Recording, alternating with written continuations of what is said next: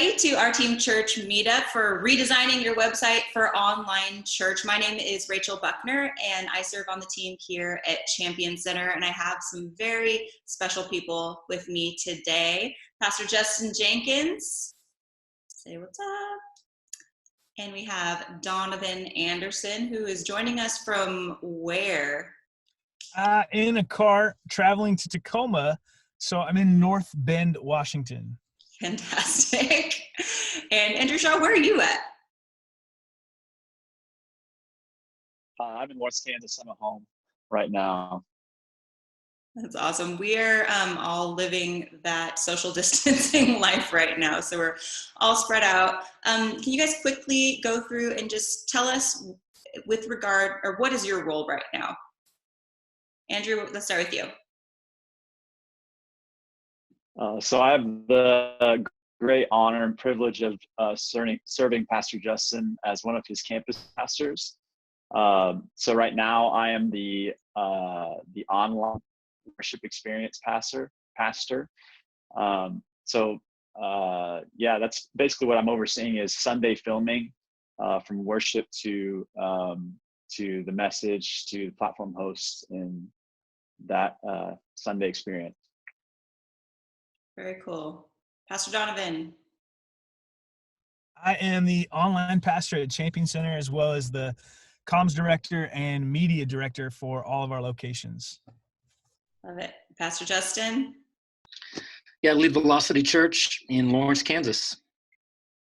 Awesome. And you all are part of our Team Church family. We love you so much. Team Church, our mission at Team Church is equipping teams to build churches that impact communities for Christ. It's been really cool to see the Team Church family come together in this season. I know we're so thankful for Velocity Church because you've inspired our website overhaul that we're going to be all talking about today. We've got a few questions that have come in advance of this meetup, but let's go ahead and just start with, why does it matter? Our redesigning our websites. We've all done that in the last couple of weeks. And in this season, why did you choose to take such a big undertaking? You want me to go ahead and start with this one, Rachel? I would love that, since you got that ball rolling for us. Yeah. Well, I think in this season, context is everything. So I can answer this question for us. And as you guys are listening, you're going to have to contextualize it for the place that you're at. So we're in a city of about 100,000 people. We have 2 campuses. Both of our campuses are portable. And our county in particular, I felt, has been more proactive than even some of the places like in Washington. Like, we had a shelter in place order in our county before the state of Washington did. So our first week, we were planning on having regular services. And we got an order from our county that we couldn't meet in our facilities Friday at 5:00. So we had to come up with a plan B. Got through that weekend. And then they put in another order for 8 weeks that this was going to happen. So for us, we're dealing with this reality that this might be our new normal, at least for a while. And I think it's worth pointing out, we had been thinking about redesigning our website anyway for Easter, but it had just been put on the back burner with so many things happening, that when church all of a sudden is going to look new, we're not able to meet at our locations. We started talking as a team, what does church look like for us now? And so much of our websites are really designed to be the front door to our church, meaning that we want people to see what the worship looks like, see what the preaching looks like, see what the building looks like, see what the kids' experience looks like before they ever come and attend. Well, now that coming and attending like we were used to is off the table, we thought we have to design our experience around what people are experiencing right now. So that was really asking ourselves that question was the starting point to get us thinking, what are the essentials? What are the things that we're going to continue to do? What doesn't change? And then what does change? And how do we need to make that reflected when people are checking us out.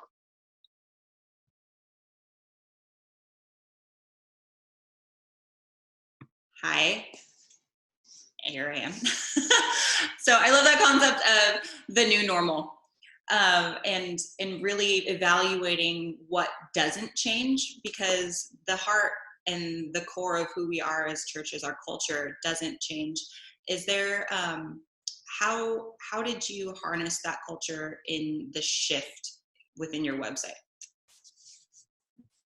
Well, again, just thinking through context is everything. So in our city, there's not a lot of churches like ours. There's half a dozen church plants, but there's a lot more traditional churches that that's what people think of when they see church. And so recognizing that there's going to be a lot of these people that are likely not able to go to their regular churches, again, having a heart to serve our community, we thought we want to be the local church for people in our city. We know this is a great opportunity to reach the world. We know this is a great opportunity to reach friends and neighbors, but we want to be the local church. There are people that need to be resourced. There are people that still need the hope and message of Jesus, especially now more than ever.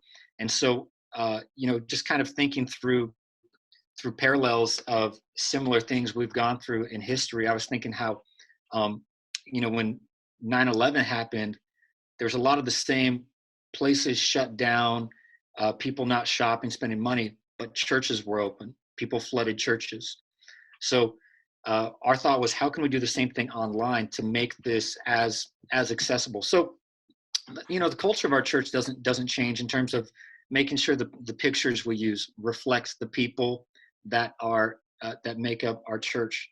Make sure that the language that we use is easily accessible. Make sure that the essentials of what we do, talking about groups, providing something for kids, resourcing people with something throughout the week with encouragement and content, having all that stuff on there doesn't change. And we still have the essentials of like, hey, this is what we believe is on our site, and this is the culture. This is what you need to know about us.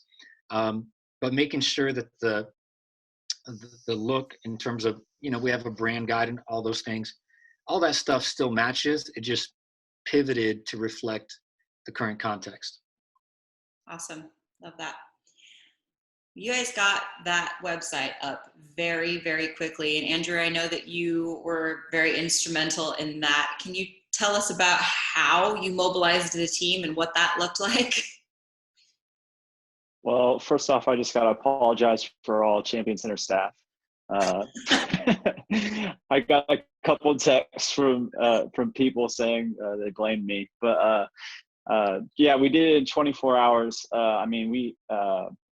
There's a lot of Pastor Justin's vision of how we were going to do it. He basically divvied out every page to one of our staff members, and he gave specific vision of what he wanted for that page, and he said, go figure it out.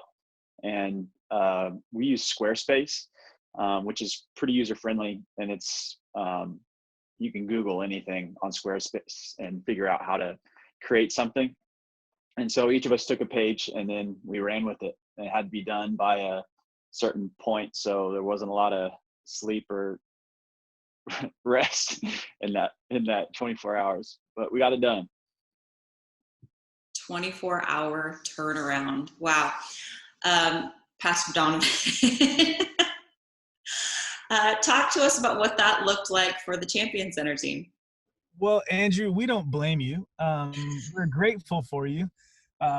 So apologize for the text messages you did receive.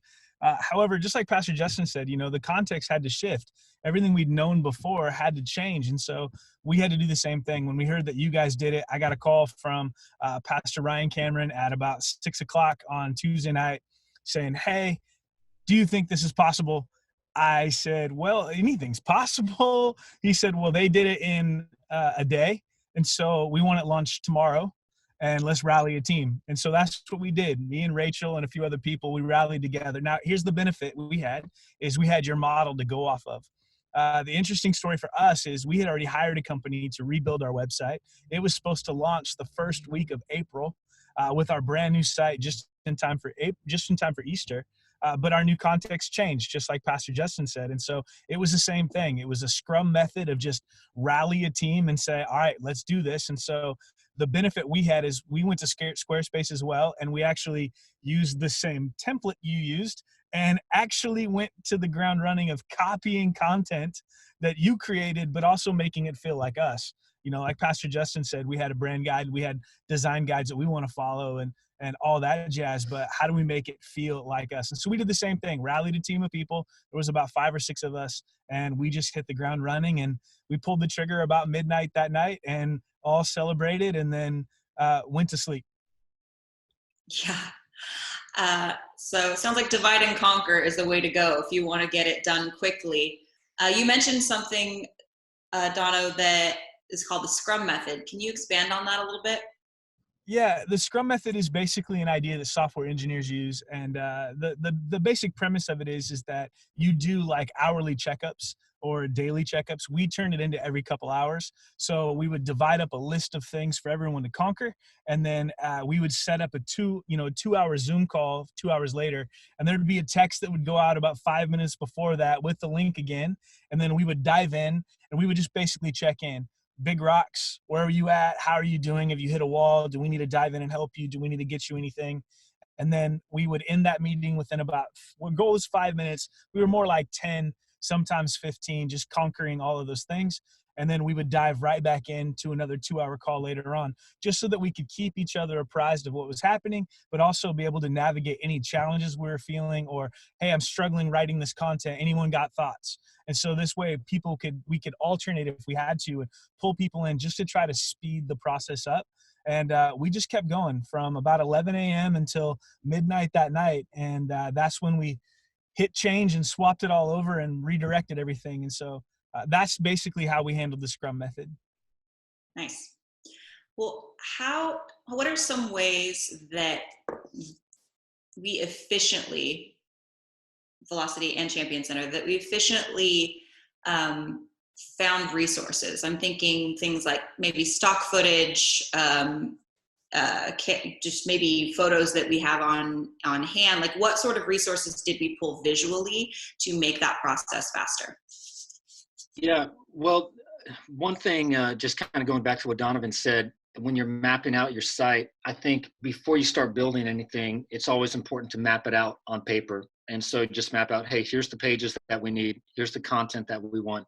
You don't have to have everything written. You don't have to have everything laid out. But sometimes just starting with a plan before you go to work building. And that's why even looking at somebody else's site, seeing what they have can be helpful. You might not use it exactly, but you'll at least know, okay, I want to make sure I get these pages or this kinds of content.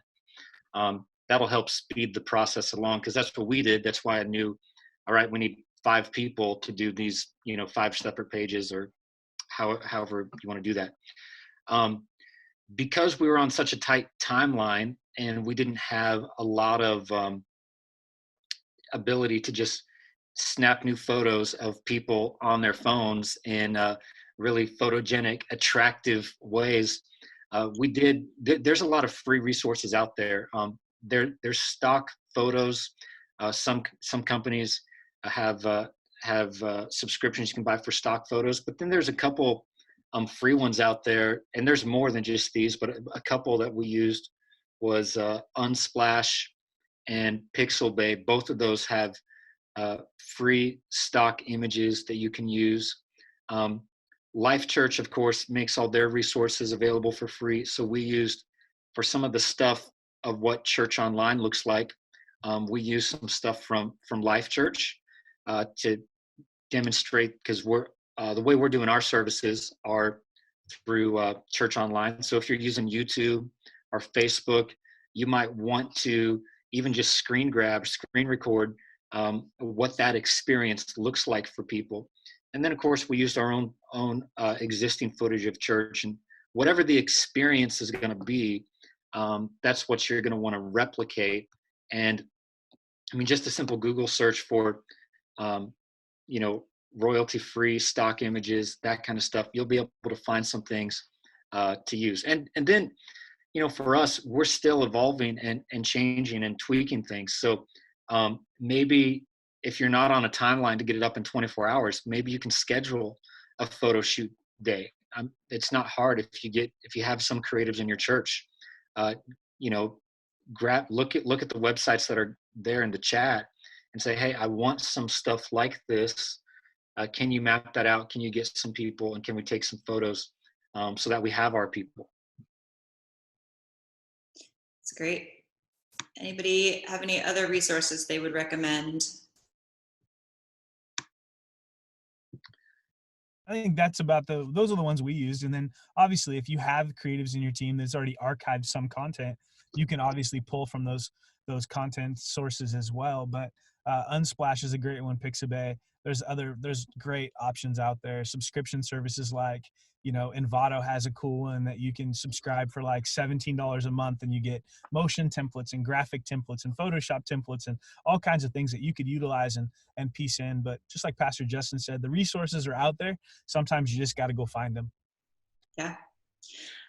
Doing things cost effectively is obviously a priority. We all have budgets that we need to work with. You mentioned some free stock images and footage. We used Squarespace. Is that something like, why is Squarespace a choice that we went with to design our website? Well, I'll just answer for us, and I'll let you guys, Donovan or Rachel, if you want to answer. For me, for what it's worth, I hate websites. I hated our last website. I hate it because, our previous one, and we've run the gamut. We've had them professionally designed. We've built our own. A lot of times they're on WordPress, and what I haven't liked about that is it requires constant updating. You have to have really a dedicated person to run that, to get content updated. You have to have somebody who knows what they're doing and make sure that they don't mess it up and break it.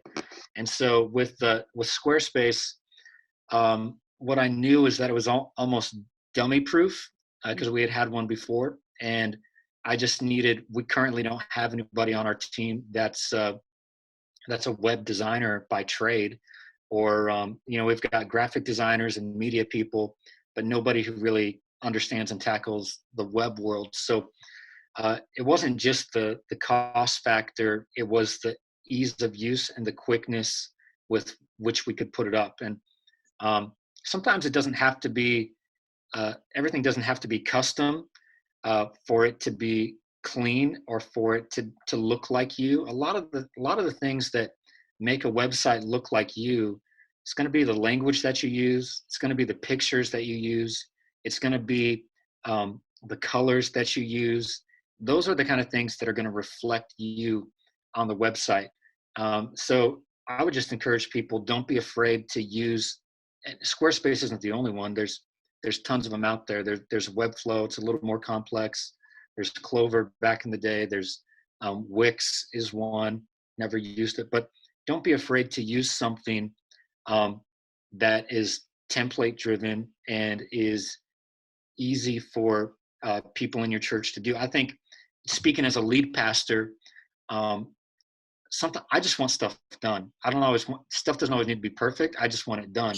And so being able to have somebody who almost has virtually no web experience be able to log in, edit the text, and not mess anything up, I place a high value on that. So that would be just some of the reasons that we went with Squarespace. The cost was, I actually don't even know what the cost is, but I know it's cheap. Cheaper than, we've paid $5,000, $8,000. You can pay way more than that to get something custom done. I think this was probably less than $200. Wow. Yeah, it's like $18 a month if you want to pay monthly, or for a year in advance, which puts it right around $200. And if you want to pay monthly, it's like $24. So it's cost effective. And like Pastor Justin said, the end of the day was more published, not polished. Obviously, you want your content to look good. Excellence should be a value, and it should be something we strive for as the church. to make Jesus look good and make the church look good. But in times like this, where the real goal is get the information out there, like you're used to coming to this address physically. Now we need you to come to this address digitally. And so Yeah, that's great. trying to get that content out there for people, it was like, what can we do that is drag and drop and simple, but still looks good and gets the content we need? You know, I mentioned earlier that we're redesigning a website. We're in the process of it. That process is still happening. This is a temporary situation that we're all faced with. Who knows how long that is? But right now, we want to make sure people are pastored, cared for, that hope is given. And how we had to do that is realizing that everything's going digitally right now with social distancing. We're on a Zoom call right now. There's a bunch of us. We're all distant, but yet we're all connected. And so how can we do that easily, cost effectively, and get it quick? Yeah, getting it quick, especially in how quickly things are changing. We're getting new news every day, and our circumstances as a church have shifted so much over the last few weeks. The level of dexterity those drag and drop platforms that you're talking about have given us, I think, has been really valuable. We've been doing things like our kids team is equipping parents every week with something different for their kids. We have preschool and two different elementary age videos that go out with parent resources as well, and those are getting actively posted every week. And without that sort of dexterity, we would have had to go through a web designer and probably 2 more steps. And now we've just been able to really mobilize our kids team to equip parents for success. So I love how quickly we've been able to act and really empower our kids team specifically. One other team is our connections team that has been really diving into the weeds here. We have a question from one of our viewers, Rochelle Diaz. She would like to know, how do you create an online connect card? What does that look like with the new website? For us, Google Forms, it's, if you have a Google account, it's pretty much free. You create an online form, you answer all the questions that people can fill out, and you can have it populate a spreadsheet. You can have it send emails right to people. If you use Planning Center Forms is another one that creates automations and adds the content to your current database. So there's tons of resources out there that you're probably already using. And then all you have to do is put the button on your website. And then now it's just figuring out the communication to get people to click the button. But that's how you do it. It doesn't have to be really complicated. You could do it in rather just a few minutes. Mm-hmm. We've also been doing some page redirects, right, to get people to those forms? Mm-hmm. Yeah, we had some previously existing forms that lived on pages that we maybe haven't built out yet. And so even on Squarespace, you have a quick ability just to URL map them back over to a previous location and utilize what we had already built out. So it just makes things really easy. Awesome. As one more question here, is there a general mindset that we follow to make sure that you're not trying to communicate too much on one page? I'd love to hear what you'd say to help us keep the content and the homepage specifically helpful, but not concise. How do we prioritize information per page? Well, I do think if you look at either our site or look at the Champion Center site, you'll get some good ideas. And I think you will also, a little bit, it's going to go back to the culture of your church. How you communicate is going to determine what you communicate. I think it's a good rule of thumb on websites, less is more. So, we live in a world where people are on their phones, they're scrolling through, captions are 2 sentences. So you don't want to really give people the whole context of everything that you do. Brief is better. So if you can do that, that's going to be good. Shouldn't be too much scrolling, and shouldn't be too much tapping that people have to do to get from one place to the next. And then just keep your paragraphs short and to the point. But that reflects the culture of our church a little bit. But I do think that's a good general best standard practice when you're doing web design. Awesome.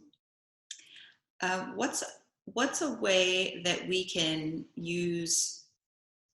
maybe integrate some social media aspects with our website? Is that something that that y'all have chosen to keep separate, or is there ways that you've sort of crossed over those things? Well, for us, I think you got to establish what your goals and what your priorities are. We have a whole communications plan in place with what we're working towards and what we're measuring and what we're considering to be success. I personally haven't played around with it too much. I know from what I understand within Squarespace, you can put you put your Twitter, Instagram feed and all that kind of stuff on there.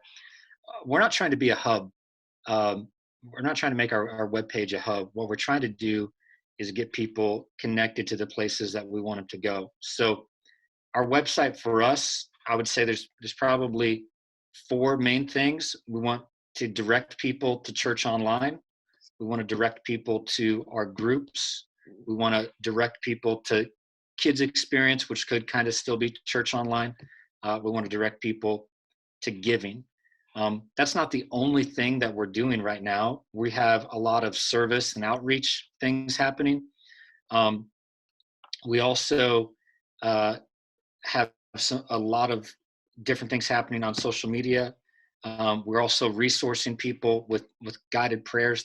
That's on there. But in terms of what we want people to do, we want people to attend church online. We want people to get in a group. We want people to give.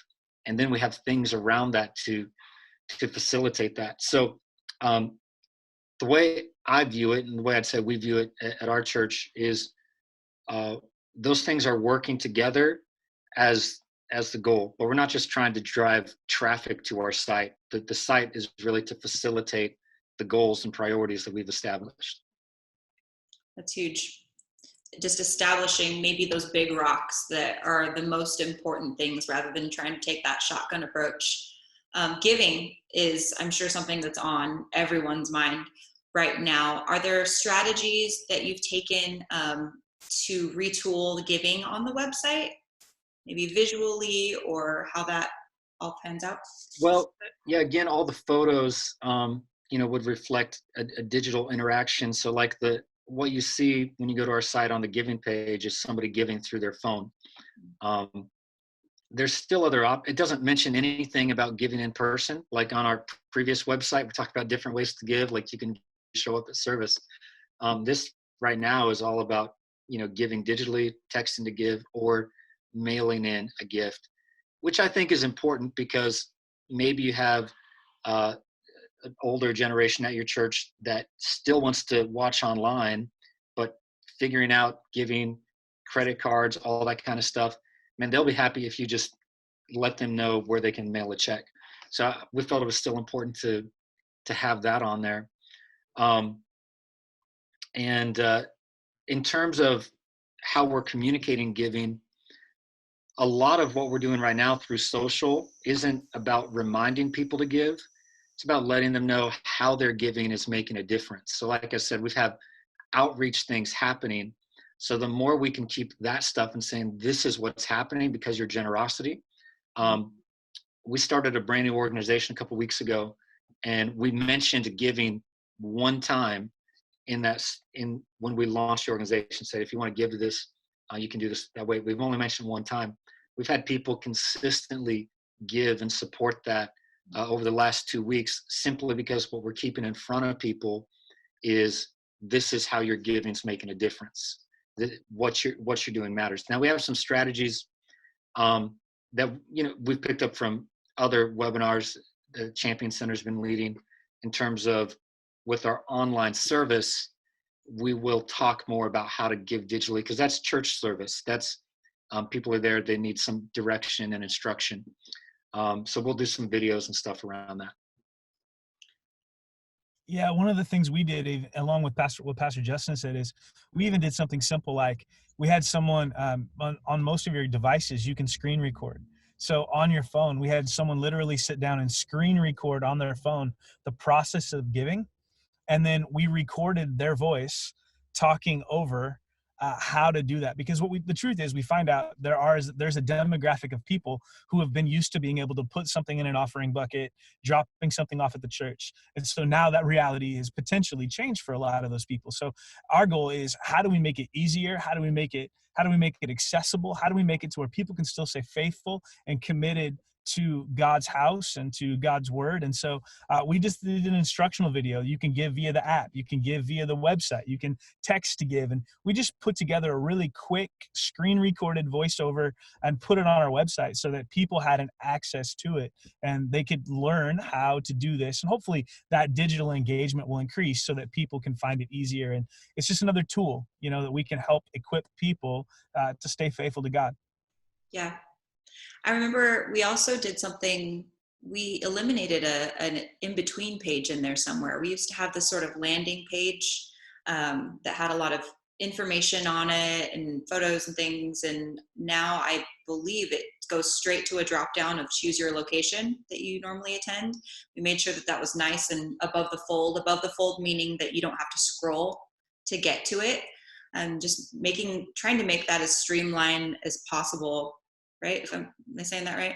Yeah, absolutely. We had a separate page. It was kind of weird. We had two giving pages. One that was for like a first-time giver that kind of gave them instruction and why we give and all of the other details, and all that stuff's still valuable. But then when we realized we got to figure out how to streamline this, we figured, like, let's give people the way to give and make it clean, easy, right above the scroll so that people can get to it easily. And then let's still give people the instructions so that we can make sure that they know why we do what we do and how they can do it, and creating all the options, but just try to clean things up the best we could.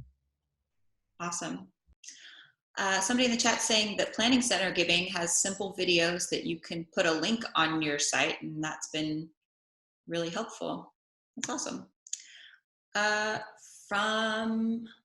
Oh, hey, here's one more question. Do y'all use Google Analytics? If so, do you have a person that understands Google Analytics to better shape your site? How do we feel about Google Analytics in this season? We do use Google Analytics. It is like a foreign language to a lot of people, myself included. There's a lot of really cool videos out there and tutorials to help you. It is great to track. One of the benefits of Squarespace is they have very basic, simple analytics already built into your site. So it's already tracking. If you're going further than that, you can use Google Analytics, attach your tracking code to the site, and then you can go through and look at all the different click-throughs and all the different analytics that it offers. But yeah, it does take a lot to learn. I love what you said, Donovan. One thing I like about Squarespace is it has the analytics on there. I know for me personally, and I think I speak for everybody on my team, like, none of us are smart enough to know really how to harness all of that. But there is one thing that we are doing that some people might find helpful. And you can do this through Google. Bitly would do something. We have our own custom rebrand links that we do. On our, again, we're using the Church Online platform for church. Links to connection card, links to giving. We are custom branding those so that during the service, I want to see how many people are clicking those links to actually go to give. So that's something that is useful to me, is because the only way they would get there is from the Church Online experience when you custom brand that link. But the rest of it, I mean, honestly, I wouldn't know how to harness and we don't have anybody on our team to really shape our site better. Talk to me more about custom branding links. How are you choosing those? Yeah, we did that.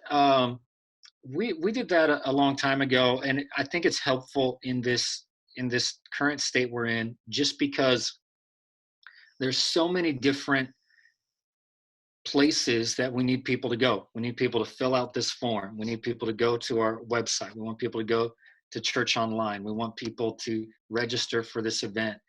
And so a while back, we bought a short domain. For us, it's vel.city. So it's vel.city is technically the domain, but it's the dot is like the O, so velocity. And we use something called Rebrandly. You can go to rebrandly.com.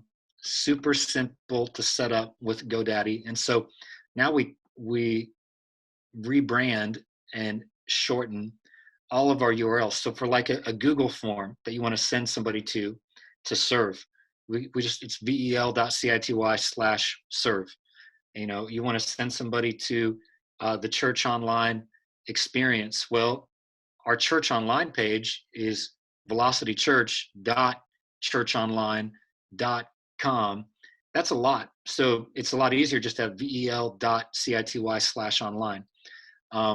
So rebrandly.com there's a ton of them out there. That was easy for our team. And then just getting creative with your short URLs is an easy way to have some brand consistency across all of your platforms when you got to send people to a web page, planning center, Google form, giving, something else, even Facebook or YouTube or whatever. That's awesome. Somebody's going to take that home and use that today.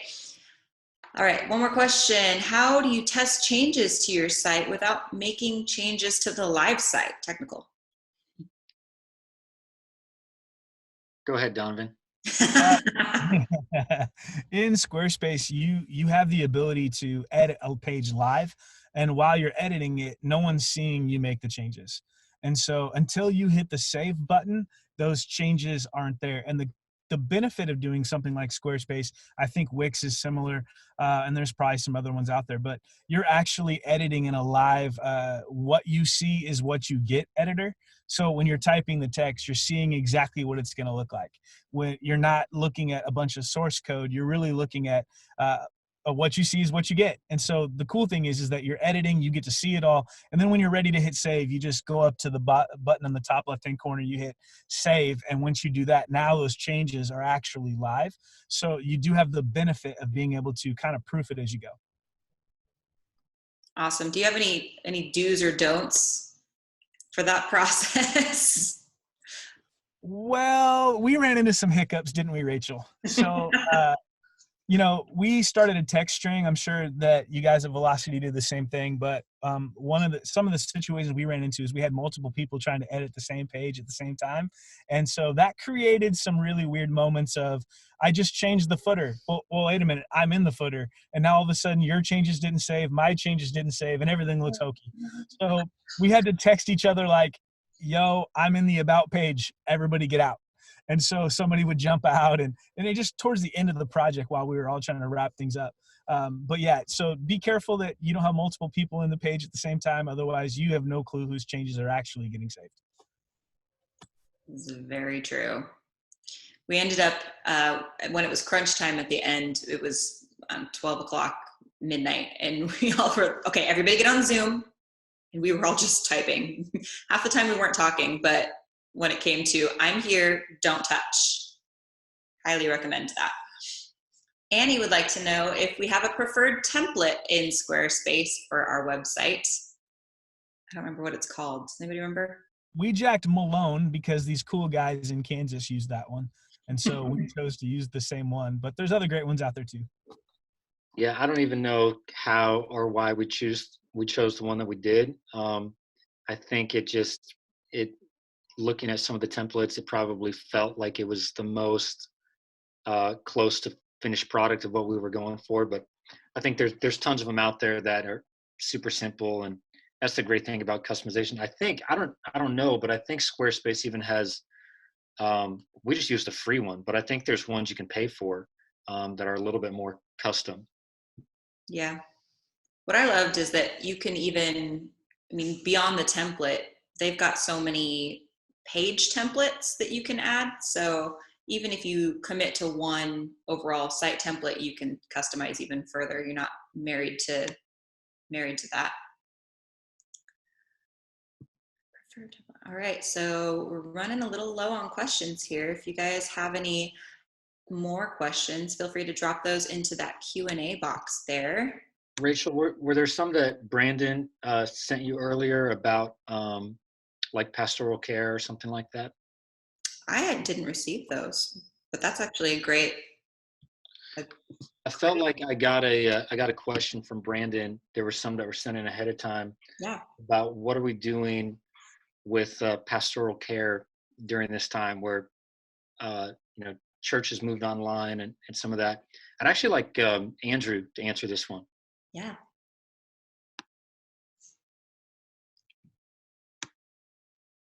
Sorry, haven't unmuted in a while.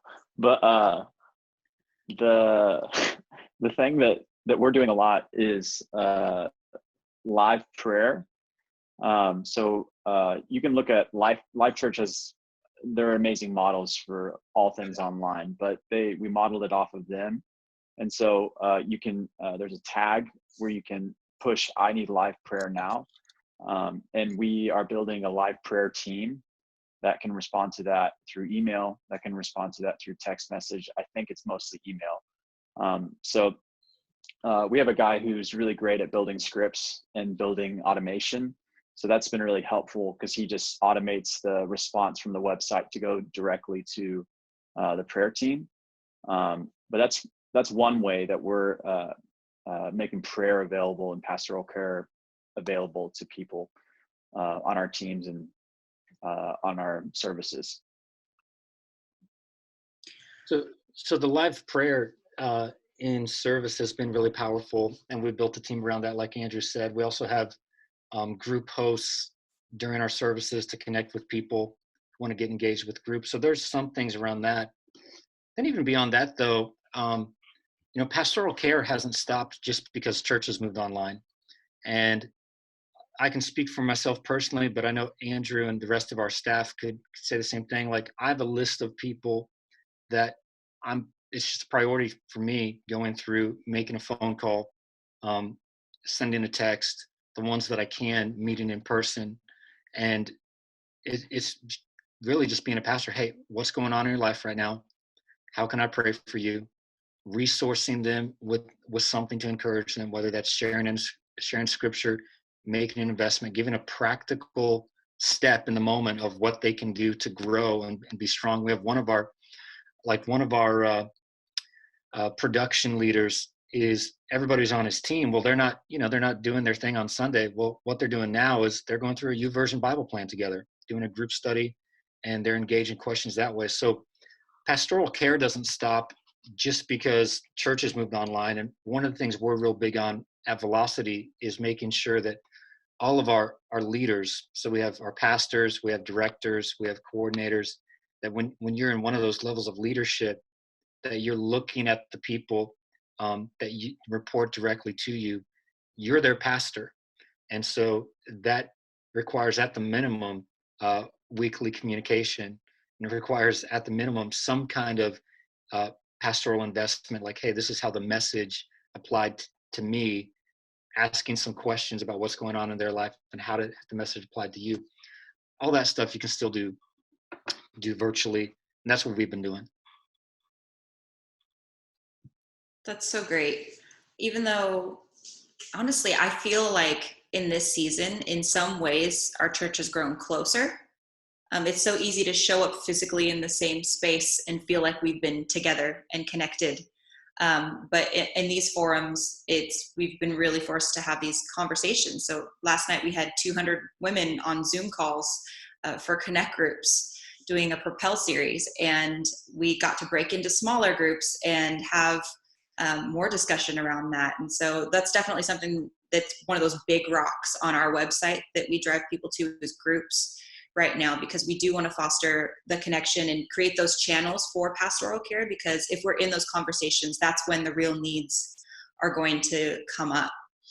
I think it was Larry Bry on from Elevation on a call earlier this week on one of our meetups, our Team Church meetups, that said, everybody in their church right now, you are either, regardless of what your email signature says, you are now in pastoral care, outreach, or online media production.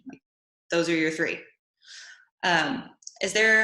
What are some ways that you've mobilized your team that may have been wearing a different hat to add value in the online space? For us, the truth is, like any church, you got volunteers that are going crazy every Sunday, right? So you have ushers, you have greeters, you got church kids people, you got people doing things all of the time. And now they're essentially unemployed. in the sense of like they don't have something necessarily that they're doing on Sunday. And so one of the things we did is we created a simple Google sheet with, these are our service times, these are our platforms, and here's where y'all are going to be going to chat and stay engaged and pray with people and connect with people, and then also following up with those people, and how do we get people into groups and pushing the things to try to help. And it's really been beneficial to watch people rise up. And Rachel, you said something key. You said you felt like we've been more connected during this season, because it's easy to go through a lobby and say, oh yeah, I saw Rachel today, but we didn't connect. And now it's forcing connection where we hadn't had before, and empowering our volunteers and our team to do exactly that, call and check up on. I have made more phone calls since all of this happened than I have in years, because you're longing for that connection, and it means something more than just a simple text or an email. Although those are valuable too. Yeah. Very cool. Andrew, is there any way that you've redirected your team to add value online? Yeah, I think one of the easiest ways that you can get your team to stay engaged is through social media and through Google reviews, YouTube reviews, and subscriptions. Anytime your subscriptions go up, your reviews go up, your likes go up in people's pages more. So you're on the marketing team. Like you said, Rachel, like those three things, that's going to help grow our church and grow the influence in our city. So you can do that every day. And we had some people on our staff, like begrudgingly, they haven't ever had a Facebook ever in their life. And they've like sacrificed their whole life now to have a Facebook, just so they can be on the outreach team. They can be on the social media team that's growing the influence and growing the church. So that's a really easy way for people to stay engaged, and they can be on that team, even though you can call it a team or not, but that's something they can do to help. That's 100%. really cool. Yeah, we can all jump in this season. I was just reminded that we have a meetup about this at 1:00, I believe, and it's called Equipping Your Volunteers to Serve Online. So switching hats is going to be a big topic of discussion there. Jen's going to put the link in the chat, so be sure to check that out. We are coming toward the end of our time here, so I'm just going to quick fire some questions at y'all. What all live video platforms do you utilize? So for these next really 3 questions, they're all kind of a little bit the same, talking about live video, scheduling, and then the best way to put it out there. So yeah, I'll answer this for us, and then Donovan, if you want to add to it, change it. The first thing I would say in terms of choosing your live video platform and the social media, you really got to establish what your goals are. We decided to go all in with Church Online platform, and I'll tell you the reasons we did that. I'll say on this call, I don't know that it's the best one. It's going to depend on what your goals are. I know that we haven't had an issue yet. I know there's a number of churches that it was crashing on them. They couldn't launch their site. We did have trouble. We initially planned on doing our kids as a live service, and that one we did have trouble. But so far, the only trouble we've had with Church Online is a time delay in chat or live prayer when there's been a ton of people on there. The reason we chose Church Online is because for us, I felt like we could give the best church online experience through that. What do I mean by that? On that page, it's a dedicated page just to our church. So we're not looking at other people's comments on Facebook or competing with other stuff on Facebook or other videos on YouTube. It's just Velocity Church. Second thing is there's buttons right there for giving. There's buttons right there for a connection card. There's buttons right there to join a group that you can all program. You can make it look whatever you want to look like. And probably the biggest thing is being able to track salvations.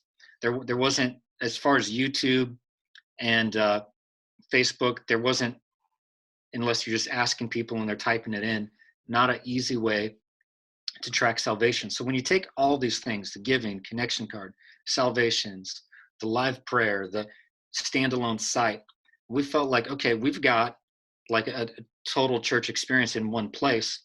And I like the idea of people having to go there versus just having something shared on Facebook or just seeing something pop up on YouTube. Because for me, it's kind of like them deciding to come to your church. Now, if you go with YouTube or if you go with Facebook, you're probably going to get more exposure. And if that's the goal or that's the priority, I would say go with one of those things. Like if you go with YouTube, you're probably going to build your YouTube subscribers. So if that's the goal, then go with YouTube. If you want to grow your Facebook following, and you just want more overall exposure, go with Facebook. But for us, it was we're trying to just think, we still want people to come to church. We still want people to engage with church. We're not just trying to get people to watch a video. So that's why we did Church Online. In terms of the schedule out there, the other thing is the Church Online schedule has that all built in. So it's just one more step that was easy. But in terms of the best way to put an online schedule, I still think you should probably send out an email 30 minutes before you go live to your whole group. You should still post it on all your social media platforms. You still have to have invites, and, churches, we're still doing church, the same things you're going to do. You just need to make sure that you're equipping people to come to however you're doing your service. So all of our social media, it doesn't reflect our old service times of when we're meeting at buildings. We have new service times now. So we actually added, we changed up our times and we added 2 new times just to experiment and see when are people wanting to engage with us. So all of our social media profiles reflect that. Invites reflect that. It's reflected on the website, and you got to get the information out there. Yeah, I agree. One of the benefits of the Church Online platform is that it has all kinds of options. Like there's a remind me button, and you can click that. And when you do, it asks you for your phone number, and it'll send you a text message prior to the event going live. So there's awesome opportunities there, and everything else has, it's all built in. We've chosen, because we've always kind of done it to broaden the scope, we hit Facebook, YouTube, and platform, the Church Online platform. My personal favorite is the platform because of everything Pastor Justin just mentioned. There's like a lot of engagement tools built in, and I do like the idea of people coming. Our approach, though, is that we already had the ability, and we were already streaming to all 3 prior to this season we're in. So we've just kept that going. But our numbers have drastically shown that it is Church Online platform first, and then second for us is Facebook, and then YouTube. Those views are lower. The engagement, the opportunities for things are a lot lower on that platform. But Church Online is definitely the easiest and best to get to for us. So great. Well, before we bring it to a close, is there anything y'all would like to add? Any last thoughts? I'll just answer. Go ahead, Pastor. I was just going to answer this last question that was posted about doing a live service or record sermon. We pre-record everything, and we have 2 kinds of services, one that we call live and one that we call a rebroadcast. And here's the difference for us. Live has a host, has live prayer, has a group host, has team there to engage with it. Rebroadcast is simply a time that our service will be rebroadcast, but there's no chat feature. Of course, our services are going to be available on YouTube afterwards that people can listen to, and on our website that they can listen to whenever they want. But that's, for us, that had to do with quality of the experience. We could create a better quality experience by pre-recording. And we call it live by having team involved. Yeah, for us, we pre-record. I'm on my way to Tacoma because we are capturing today. So that's what we're doing. So we do the same thing. Ours are pre-recorded. We do 9:45, 11:30, and 5 p.m. on Sundays. And all of those we are considering live because we have live chat, live prayer, all of those pieces. We've kicked around an idea of maybe doing a midweek maybe doing a midweek, that's just a rebroadcast of it, and seeing kind of what traction we get, seeing if it helps people who may have missed the weekend, but we haven't made a decision on anything like that yet. Awesome. Okay, this one last question just popped up. Anybody using touch cards, mail outs, or advertising for promoting? They're saying that they've got an LED billboard where they're at. We are not using touch cards because people probably don't want to take them if we have them, but or any stuff like that. However, what we are doing, and what all of our stuff is driven through social media. So we have an invite page, like invite a friend. You can check that out.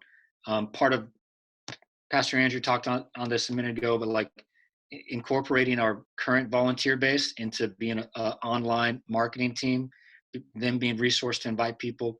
What we are doing, though, this will start today, is doing some social media advertising where we have some videos that we recorded that kind of show the church online experience. You can actually, you can view the little commercial if you go to that short URL I put in the thing, vel.city/online.